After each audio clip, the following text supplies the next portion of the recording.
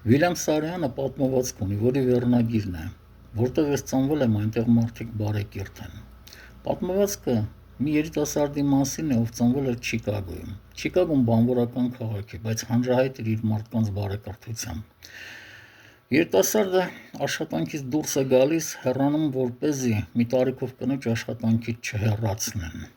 Թեև վերջի պահին կինը նրանից երես է թեքում և համերը չի խոսում նրա հետ։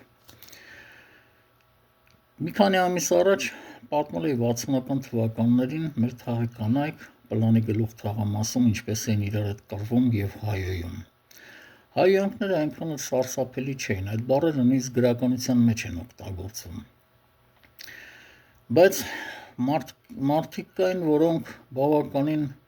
հուզվել էին այդ բառերից և նույնիսկ պախարակելի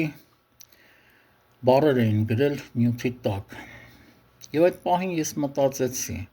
միլիոնավոր դիտումներ ունեցող ալիքներ կան, որտեղ երկրորդ, երրորդ բառից հետո հայոյանք է։ Իսկ ովքեր են նայում այդ ալիքները, որտեղից է հավաքվում այդ դիտումները։ Երևանում կա թաղամաս, Սարի թաղ, նշանավոր է իր հանցագործներով։ Ժամանակին ամենահանցագործ թաղամասերից մեկն էր, Կոնդի պլանի գլխի հետ միասին։ Սակայն թաղամասը նշանավոր է նաև իր բարեկրթությամբ։ Երբ Սասնա ծռերը գրավել էին ոստիկանական տեղամասը և հաց-բերողն էլ դեռ իր մեքենայով չէր մտել,